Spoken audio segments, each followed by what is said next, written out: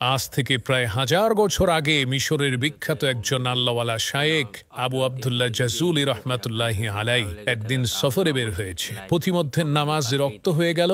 এখন ওযু করার জন্য তো পানির প্রয়োজন। পানি যদি না পাওয়া যায় তাহলে তায়াম্মুম করার বিধান আছে, কিন্তু প্রথমে পানি তো খুঁজতে হবে। তো আবু আবদুল্লাহ জাজুলি রহমাতুল্লাহি আলাই তিনি পানি খুঁজতে আরম্ভ করলেন। খুঁজতে খুঁজতে তিনি একটা কূপ পেলেন। সেই কূপের মধ্যে যেয়ে দেখলেন কূপের নিচে টলটলা পরিষ্কার পানি আছে, কিন্তু দুঃখের বিষয় সেই কূপের আশেপাশে কোনো বালতি নেই। তখন আবু আবদুল্লাহ জাজুলি দেখতে পান ওই কুয়া থেকে একটু দূরেই একটা ঘর রয়েছে, আর সেই ঘরের ছাদের উপরে ছোট একটা বাচ্চা মেয়ে খেলা করছে। তখন তিনি ওই বাচ্চা মেয়েকে ডেকে বললেন, মাগো, নামাজে রক্ত হয়ে গেছে, আমি একটু উজু করে নামাজ পড়ব।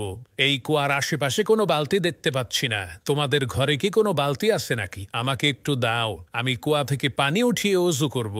তখন সেই মেয়ে জিজ্ঞেস করল, মানে আনতা আইয়ুহাল মুসাফির, হে পথিক, আপনি কে, আপনার পরিচয় কি? তখন তিনি পরিচয় দিয়ে বললেন, আমি হচ্ছি আবু আবদুল্লাহ জাজুলি। মেয়েটি তখন বলল, হায় আফসোস, আপনি হচ্ছেন আরবের সবচাইতে নামকরা বিখ্যাত শায়েখ।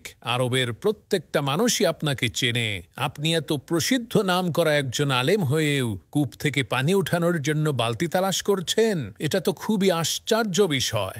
মেয়েটির এই কথা শুনে আবু আবদুল্লাহ জাজুলি খুবই অবাক হয়ে মেয়েটিকে বললেন, মা, বালতি ছাড়া কূপ থেকে পানি উঠাবো কি করে, তুমি বলো তো দেখি। এই কথা শুনে মেয়েটি ওই কূপের মধ্যে থুতু মেরে দিল, আর সাথে সাথে আল্লাহ তাআলার কুদরতে ওই কূপের পানি উতলে উপরের দিকে উঠা শুরু করে দিল। মেয়েটির এই কেরামতি দেখে আবু আবদুল্লাহ জাজুলি তাকে প্রশ্ন করলো, মাগো, তুমি কি এমন কাজ করেছো, কি এমন আমল তোমার আছে যার কারণে এত বড় কেরামতি তুমি দেখাইতে পারলা? তখন সেই মেয়েটি বলল, হুজুর, আমি মাঠে বকরি চড়াই, আর আমার বকরিগুলো যতক্ষণ পর্যন্ত মাঠে ঘাস খেতে থাকে ততক্ষণ পর্যন্ত আমি আল্লাহর শ্রেষ্ঠ পয়গম্বর বিশ্বনবী মুহাম্মদুর রাসূলুল্লাহ সাল্লাল্লাহু আলাইহি ওয়াসাল্লামের উপরে দরুদ পড়তে থাকি। সুবহানাল্লাহ।